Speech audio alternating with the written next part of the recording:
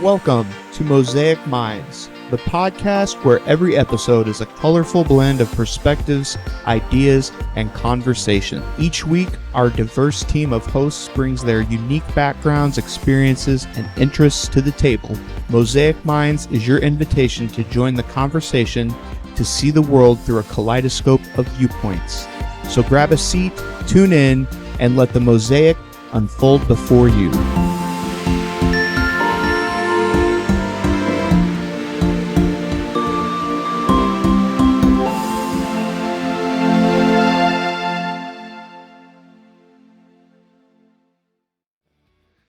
Welcome to Mosaic Minds podcast. Today we are with Bob Netolicky. He is a former professional basketball player who played for the Indiana Pacers. He was a key contributor to the Pacers' success in the ABA, and he was versatile forward who could shoot from outside and drive to the basket with ease.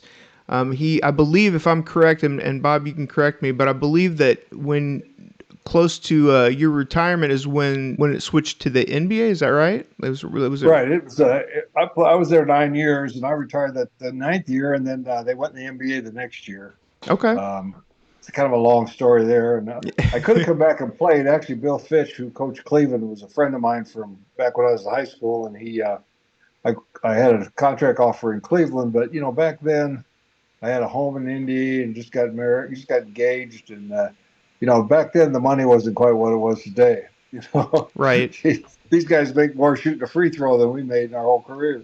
Yeah, I'm sorry. I'm just going to be candid, but I even asked Jason. I'm like, should I ask something about like how do you feel about what the players are making now compared to compared to the ABA? Well, I'll tell you what, you can't knock them for it. I mean, that's great for the guys. Yeah. For those guys, I just can't imagine me as a 27-year-old kid making $50 million a year. I think I'd probably be dead by now. But, exactly. You and me both. Yes, absolutely. Yeah, we made, we did when I finished my book. I don't know if you read my book, but my book, we did a little computation there where we read the book. And our year we won the 1970 championship, our first ABA championship. With Mel and Roger and everybody. We totaled up. Dick Takem, the owner, totaled up all the salaries for the players, coaches, trainers for the entire year. And that kid that just signed with the Pacers, he'll make more than half a game than we made an entire year of the whole team. So it's changed a little bit. I mean, I kind of laugh when people say, well, it's inflation. Well, if it was inflation, a hamburger would cost you $30,000. So I was going to say, yeah. I think what's interesting about the ABA to me is the basketball. I think that ABA was innovation.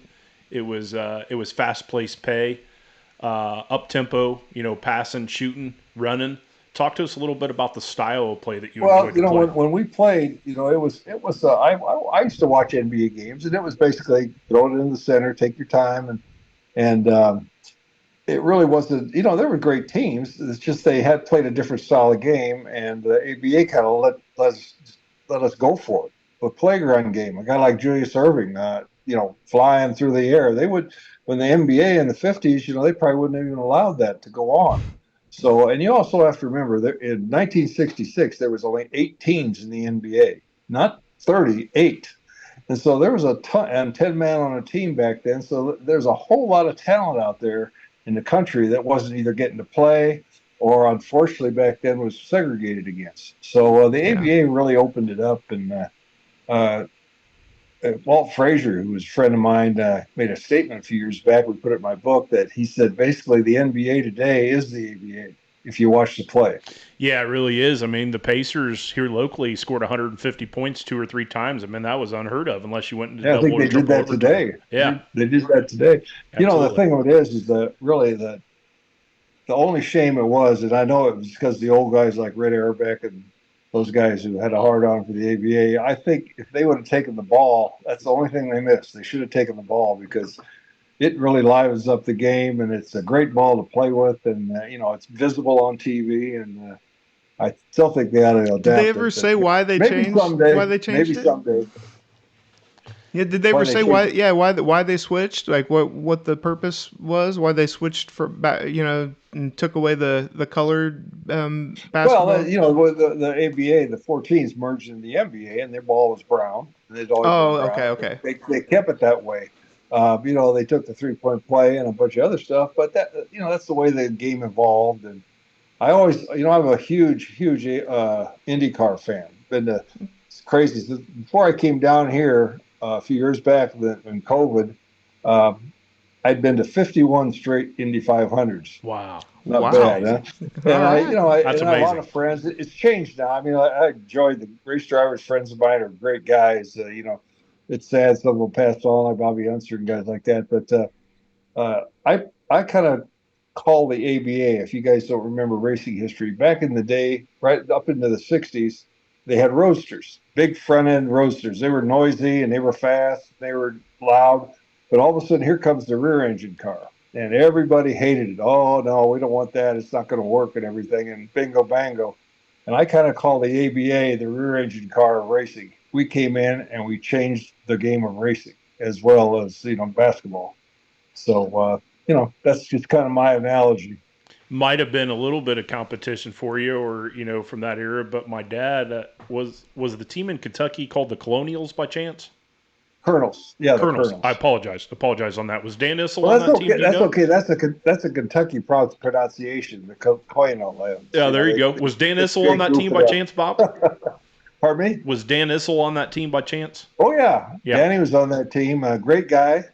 Danny's on our board of directors with our board of advisory board for the Dropping Dimes Foundation, and he's a big ABA proponent. He really helped and reached out to help the guys get that recognition payment finally they got instead of the pension, which, pardon my English, that we were screwed out of. But other than I've that, actually read a little bit about that. I was just telling Nick before I had you on. The gentleman needed some surgery and he should have been taken care of. And I've actually read about that project. It was a guy locally here in Indianapolis, I believe. I don't know the name, well, but it's funny about 2008 or nine, somewhere in that area. I reached out to see about my pension because I knew I was a employer rep back then, and I knew what it said in the merger agreement. And according to the merger agreement, it's written in bold print. He said if you played 3 years or more in the ABA, you would be funded into the NBA pension. And all of a sudden everybody forgot it. Nobody funded it, which is typical of the ABA back in those days. They didn't have any money,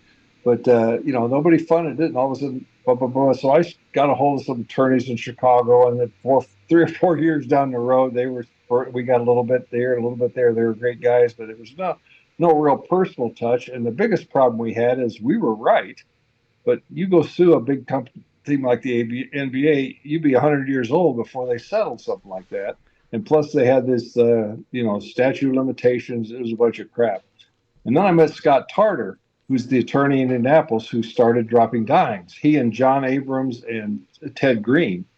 And the more I talked to Scott, he really got involved in it, and he became basically our spokesman, our lawyer. And the guy worked, my gosh, the guy must have worked he almost lost his job as a lawyer. He must have worked 4, 5, 6 years constantly on working with the NBA, trying to take care of guys, help guys out, that were in trouble. And there's just lots of guys that were. I mean, there's one guy that I won't mention his name, but he was a great player for Kentucky. He was an all-star, and he had no money, and he was living in a trailer out behind his aunt's house. And he went to he had to heat it with a kerosene lamp thing, and he went Wow. out to get some kerosene. He fell in the snow. He passed out. He got frostbite, almost died. And it's a damn shame when this guy was promised, any kind of a pension. It would have helped him.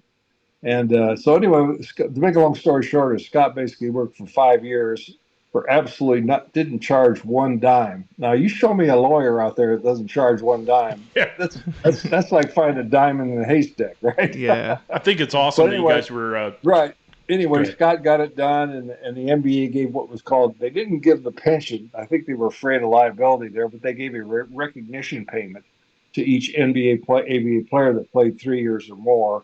And it wasn't a ton of money, but believe it or not, 1,000, 1,500 a month is a lifesaver for some of these guys, and it was just Absolutely. wonderful. And I'm coming back next weekend.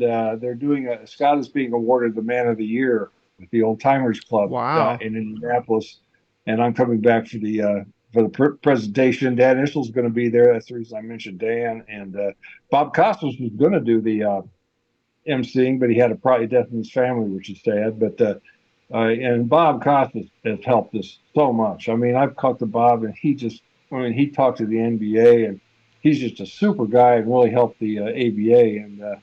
And I can't say enough about Bob. And if you look at our advisory board on the Dropping Dimes Foundation, it's pretty impressive. We got 8 or 9 Hall of Famers on there. You know, we got Julius Erving and Dan Issel, Spencer Haywood, Louis Dampier, George Gervin. You just start naming them off. Yeah. On the March of Dimes board? And then we got writers. We got Peter Vesey, and we have Bob Costas on there. And wow. So it's a pretty nice group of guys, and they've really helped the foundation get some recognition and get some donations, and they still are helping other guys that are fortunate enough to be able to get the pension or play 3 years. So it's a really nice deal, and I'm really proud of all those guys. Yeah, you guys laid the groundwork. You know, the story that I'm going to tell you, you know, it's all about, you know, you for this segment, but my first goal was in Macy, Indiana. The story I like to tell everybody about Hoosier basketball, my first court was on grass. So I'd feed the chickens corn in the grass. They would scrape up to get the corn, and then I became dirt. So I flattened it out with a shovel. So I thought I was big time when I had a dirt court right there on the barn. And then I graduated to gravel with a professional goal, you know, when I was 9 or 10. So I remember it like it was yesterday, getting that red, white, and blue ball back in, this would have been the early 80s and 90s, just to see the rotation on it. You know, you could actually see a lot of stuff in your shot. So transition in my life in basketball, I played about 35 years. I never played at the college level or anything, but it was a big part of my life growing up in Indiana. What was your preferred, were you like a pull-up jump shooter, mid-range guy, inside guy? What did you typically play when you were out on the hardwood? You know, it's kind of funny, but, you know, Indiana, when I came there, I couldn't believe how, you know, basketball basically that's all like a religion in Indiana, which is cool. And I'm from Iowa, and when I grew up, basically we didn't even have little basketball courts in our schools hardly. It really wasn't what it is today. I mean, there was nobody. I mean, back when I was in grade school and junior high, nobody even heard of the NBA. I mean, nobody even knew what it was. But I didn't play at high school. I wasn't basically good enough. I started growing when I was about a junior in high school, and kids used to make fun of me. They said they'd come over and drink a Coke and watch me grow during the summer. But I grew about 11 inches in one summer, and I got out of high school and I started playing AAU ball with a bunch of older college guys. I did that for a couple of years. I just started getting a little better and a little better and a little better. And all of a sudden, the coach from Drake University basically came down and offered me a deal, and one thing led to another. And I guess, you know, I'd rather be a late bloomer than a late. I also know some friends of mine that were great, and that once they reached a certain age, they never got any better. So yeah, it was kind of a blessing in disguise for me to start late.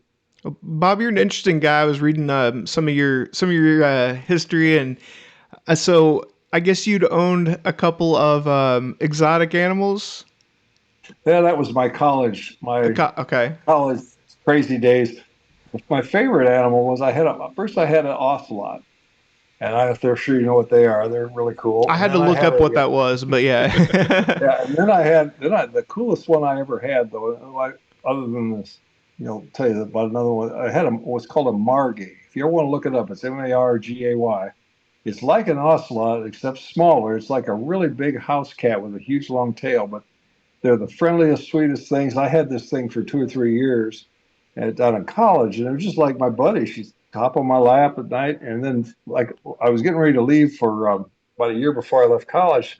I had a friend of mine wanted her, and I said, "Well, you can have her. Take care of her," because I was leaving. And then the asshole put her. Pardon my English. He put her in the local zoo, and I was very upset. Wow, really? Man. Yeah, they wouldn't sell her back to me and everything. I said, "Come on, guys." And that was one of my regrets. But the one thing that people talk about, my roommate was in Chicago. This is my senior year, and he called me on the phone. He said, "Hey, I can buy a lion for $100. You want to go half?" I thought he was kidding. I said, "Oh yeah, right." I said, "Well, if you can do it, buy it." So next day he shows up with this little baby female real African lion cub. Wow. And so we named her Julie, and that was her name. And she lived in my house for about a year or so and got Tap. real big. And but she was just a big baby. And the one thing about it is she liked to sleep in my bed, and if I came in at night and I had a little too many beers, she'd just growl at me, and I'd go sleep in the other room. So I feel like that'd be a way easier way to get girls in college as opposed to playing a guitar. Hey, I got come over and see my ocelot. You know what I mean? no, I tell you though, this lion, she was so big. I mean, you wouldn't believe. I mean, a full-grown lion, full-grown mountain lions, 125 pounds. She was 100 and almost 270, 280. But anyway, I would always wish that when I was out of town or something and she was home alone at night, I always wish somebody would break into my house. Because Yeah. you see some guy with a flashlight walk in the living room and, there she was. Yeah. Too late. Hey, I got a random question for you. So I was doing a little bit of research and I was curious to see. I didn't realize this, but the modern day Wheeler Mission in downtown Indianapolis, they said was home to some of the greatest pickup games in the history of Indianapolis. Were you ever part of that? Kind of. Honestly, I think I played in a few pickup games, but honestly, I really don't remember that much about it. Fair enough. I'm sure there was, but I played in a few of those things. But basically, in the summertime, a lot of times they would really get mad at you if you went out and did that because they're afraid you get hurt or something like Exactly. that, Exactly. and you really couldn't do it. So, and speaking, I wanted to say something before I forget Yep. about that ABA ball. That red, white, blue ball. When they had when the first year, Mike Storin and the commissioner of basketball in those days, they did an experiment. They got a bunch. I think this was maybe in New York or somewhere. They had it all went to the playground, and all these little kids are out playing basketball and having a great time. And they put 50 NBA brown balls on the table and 50 ABA balls, and then they told the kids, "Here's the deal, kids. Now, when you go home, you can take one or the other, whichever one you want. You get one basketball." And guess how many out of those 50 kids took ABA balls? Probably most of them. Try 50. Wow. Yeah. There you go. It's a true story. But what reason I was going to say that is Scott Carter. I don't know if you know, he started a company called Lana Sports, and he actually has the trademark rights now to the ABA logo and the ball, and he is making an official, absolute, the real thing ABA ball.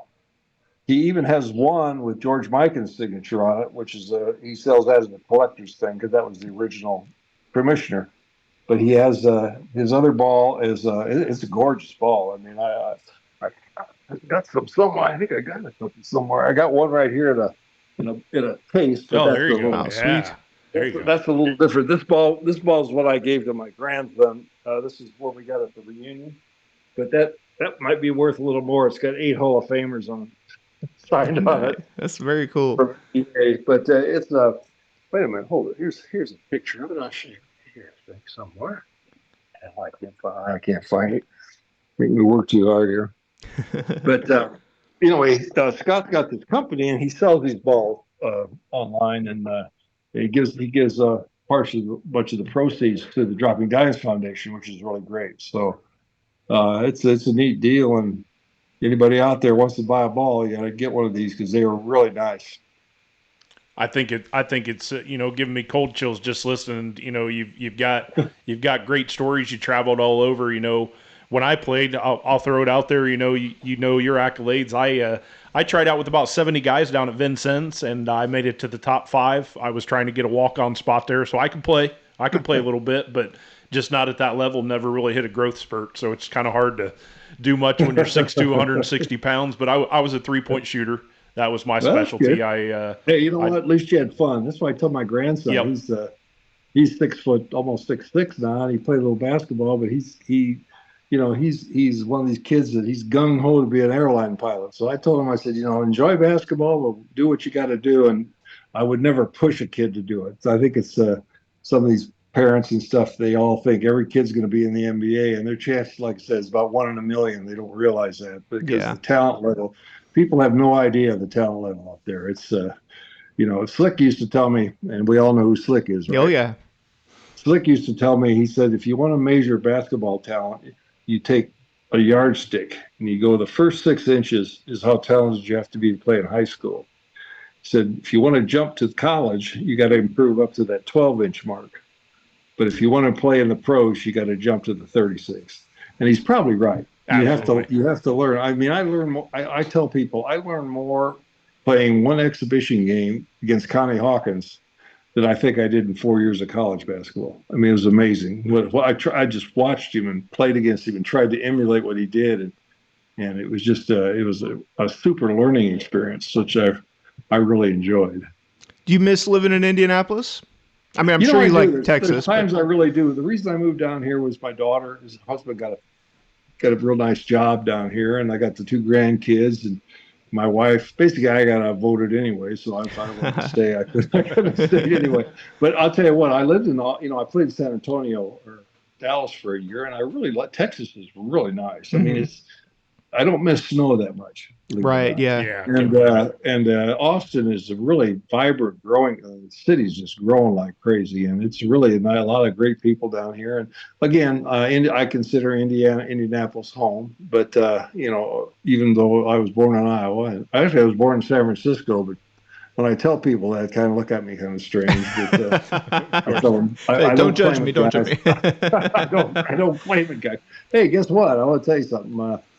I got I'm of Czech descent. My father was a surgeon. My grandfather was a surgeon. My great grandfather was one of the first surgeons that ever in Iowa, and he moved from Czechoslovakia and Bohemia. I got all that, and I got a letter the other day, and from the Czech Republic big basketball association. They're having 100-year da da da da. They're opening their Hall of Fame, and they're inducting Joe Lapchek, who was Czech, John Havlicek, and little old me. Get out of Oh, here. nice. Wow. That's Nice. cool. And I was shocked. I was shocked, but it's pretty cool. They're going to have a big gala over in Prague this summer, and I'm going to take my wife and go. It'll Oh, be that'd pretty be a great, fun. yeah, that'd be a So nice trip. I really wish John was still around because I knew John pretty well. He was a really nice guy, John Havlicek, us Czech guys got to stick together. Yeah. Right. I Well, tell them I'll get some good kolaches over there. didn't you have a restaurant here at one point? Well, I had a bar, A a bar, okay. nightclub called Netto's, and Right, it was Netto's. fun. It was funny because I was two guys approached me. Well, the guy was named Chick Perrin. Chick owned the Green Onion and a couple other nightclubs in Indianapolis, and there was another guy named Tom Tuttle, I think his name, and he was kind of a big kind of wheeler dealer in Indianapolis. And they came to me and they thought, Namath opened this bar, and I think right now it'd be great because there isn't any around. And really, there was no sports bars in Indianapolis at the time, as you well know. Well, you wouldn't know, but I mean, it was dead. It was just dead after 6 o'clock. There was nothing beyond downtown. A few places, 2 strip joints down there. And so we went over to the Meadow Shopping Center, and there was an old nightclub that was closed, and it had been the Crown Room. And so the research on the Crown Room was really interesting because they had big time acts. Frank Sinatra played there and a whole bunch of people. And they leased it. We leased it, and I had to go to the bank and sign a note, which is another funny story. I went to the bank, and I can't remember what the note was to start, but I remember I signed it Netto Enterprises, Bob Netolicky, president, which basically let me off the hook. And I think the guy that signed it, the bank guy, he was a rookie or something. About 2 weeks later, he called me about crying on the phone. Oh, you got to come in and sign it personally. Blah, blah, blah. And I said, nah, don't worry about it. I'm sure you got a few sleepless nights, but we did end up paying it off. It was no problem. But the beautiful part of it was about 2 blocks from the Coliseum. And when we opened it up that night, I'll never forget it. We had the governor showed up, Mayor Luger showed up, everybody showed up to our little swirgadergy. And the best thing I think that happened, and I think you can, I've had a lot of people tell me this, but it's part of my book. It was the first bar in Indianapolis, not only a sports bar, but where blacks and whites had no problem. We all worked together. We came together. And it was I think it was the first place like that in Indianapolis. It was and I've had some black leaders in the black community tell me it was like a social it was really a nice thing. And I remember we never had any problem. We just every night was, and the greatest thing is I'd come from a game and there'd be a line about 2 blocks long to get in, and I charged a big dollar cover charge. So I thought that was pretty good. Yeah, But that's very cool. Yeah, I mean, what do you think about the crime now compared to the crime then? I mean, Indianapolis is not the same city as it was no, even 20 years ago.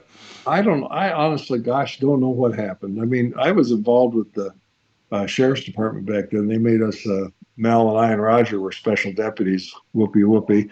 And, but we used to, a lot of friends with the police. And I remember I used to ride with the guys and I don't understand what's going on there. I mean, like I said, I haven't been back 5 or 6 years, but from what I've been reading, they've got some serious problems there. And I don't, Indy was such a cool town, especially at night. It was so cool. And from what I've heard, it's a little dangerous downtown at night now. Yeah. I think it's really gotten worse since COVID. Like after Yeah, COVID right, and all the political stuff that went on around that time. After that, right. it's gotten a lot worse. Yeah, Well, that's a shame because Indy's a great city, it is. Absolutely. and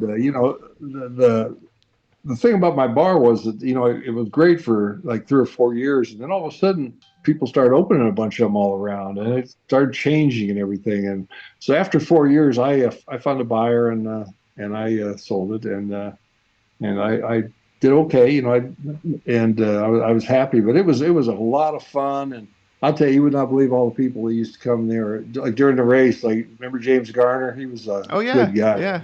Yeah. He was really, and Rockford Files, right? yeah, Jimmy was just like he was in the movies. He's just a really cool guy, and he would come in all the time with the drivers like Unser and Ronnie Rutherford, and all those guys would show up. And then we even had one night we had uh, the Apollo, the one after the second moon landing, Gordon Cooper, and those guys all came in. Wow. The Apollo, they were in town for something, and they came in, and talking to him was really cool. I mean, I'm sitting there talking to the guy that walked on the moon. I felt pretty cool. I It think was really neat.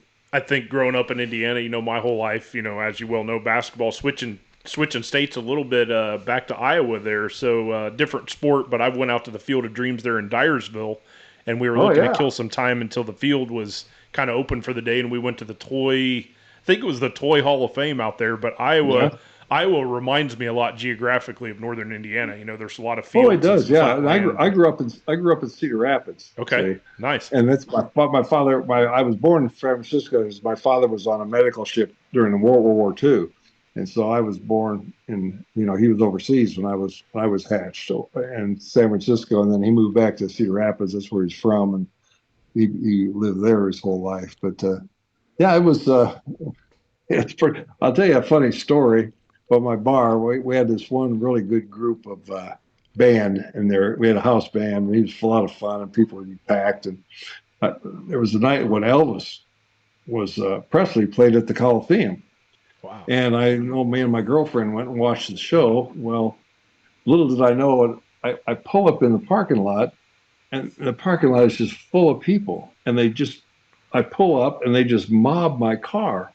I wonder what in the heck is going on. I get out of the car and they all look like they wanted to shoot me or something. I said, what? Well, what happened was about 30 minutes before that, the band leader gets on the microphone and says, "Hey guys, Neto just called. He and Elvis are coming over in about 10 minutes." And he said the entire bar emptied out into the parking lot. That's great. I think it's cool because you were in an article I was reading about you. You were compared to like Broadway Joe back in that day, Joe Namath there for the Jets, and I think I can still see that. You got a vibrancy to you. You're excited. You love life. You've met some good people, and I think it's good to see that you're coming back there for that cause because that's a great cause and Yeah, we coming did. back to a We great did city. So about oh gosh, I want to say 8 years ago. I wish they would have videotaped it. Of course, it was probably been X-rated, but we did one for Bobby Leonard. He was Man of the Year, and basically we roasted him pretty good. And I mean, for him, if I told you, I can't tell you the stories on the. I'd like to, but I can't. Understand. And I would say myself and Robin Miller was there, George McGinnis, Mel Daniels was there, they're not there here anymore. But I'm just saying, and we roasted Slick, and I mean, we ripped him really good. And I wish they would have recorded it because this was a one of a kind thing. And I told some serious stories about Slick. I'd love to tell you guys, but I can't use the Yeah, verbiage. I understand. I think growing up where I grew up, it was the small towns. So we had small towns of 200 to 300 people, and it was crazy to think that people from my dad's era, mid 70s, years old, they used to shut down the whole entire town at like 3 o'clock. All the factories would close, and everybody would get behind the bus and drive 4 miles up the road. The fire marshal would make one town stand on one side, one town at the other side, and you're talking about a gym that holds 150 to 200 people, and they're shutting people off. I mean, it's amazing to think that the high school I went to was consolidated into 6 or 8 small towns, and we graduated with 90 people. So basketball and finding competition, and I would ride my bike 6 or 7 miles just to find one other guy to maybe play with, or sometimes just shoot by myself. But I think that's what you do, and that's how you learn. The funny thing about my nightclub, it was so relaxed. I mean, people just got along. Everybody, you'd see in my bar, it didn't matter who you were. You could be pardon the words, a hooker, a pimp, a FBI agent. It didn't matter.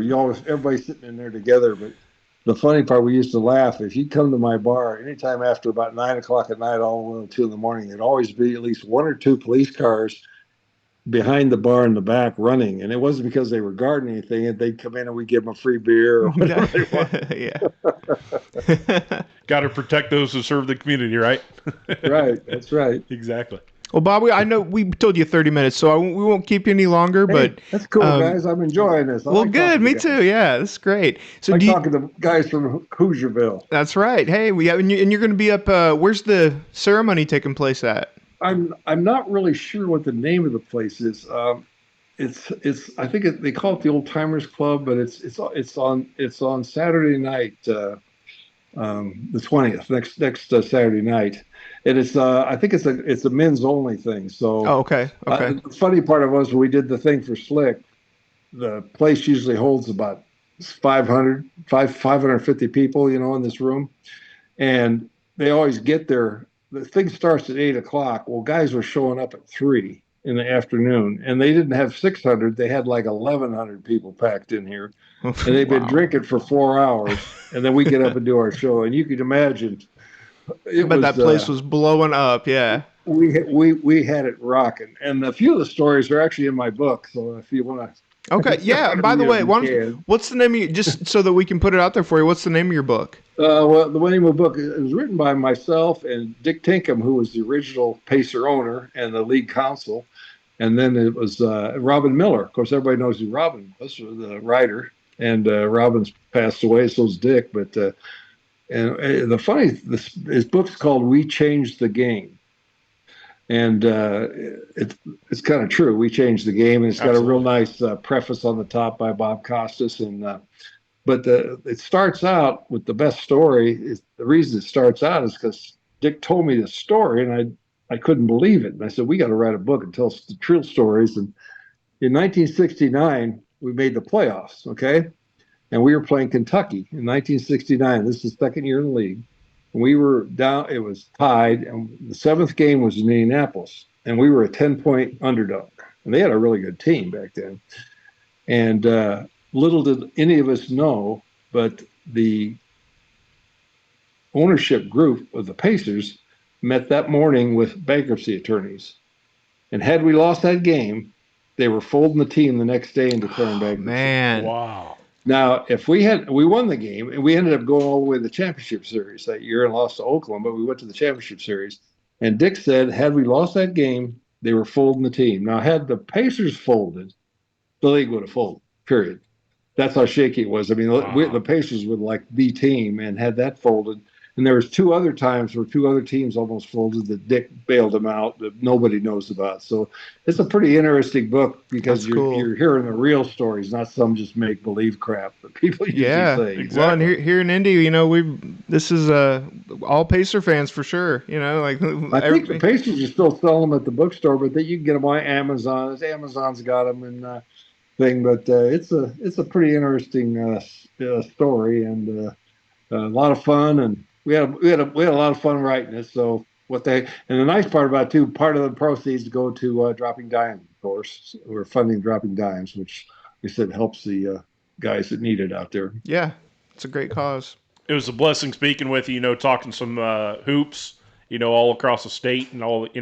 Getting to hear some personal stories. You're easy to speak with and humble enough to come on our show. We really appreciate it. And wish you safe. If it was later, if it was after 8:00, see, I'd have a beer with me. But I'm just drinking my coffee now. So. Oh, I understand. Understand. Yeah, you're what 3 hours behind? It's what, like 5:20 there now, 5:21, or is it... No, it's 1 hour. We're Central Time. Oh, okay. Central. Okay, so, I forgot we did Texas. We're 1 hour, 1 hour behind. Yeah, 1 hour behind you guys, so it's no problem. Okay. Well, good. Well, hey, man, once again, I really appreciate you being on here. Hey, no love problem. to talk to you again sometime. Sure, no problem. Hey, I enjoyed it, guys. So if you want to talk again, just give me a little heads up. Safe travels back to the Hoosier State, and we'd like to definitely have you on again, and we'll talk some more anecdotes about some basketball and life in general. It was a pleasure having you. Okay, well, hey, send me the link to your podcast so I can hear it. Definitely will. We'll make it happen. Okay, man. All right. Great to see you guys. Have a good night. Take care. Thank you. You too. Bye-bye.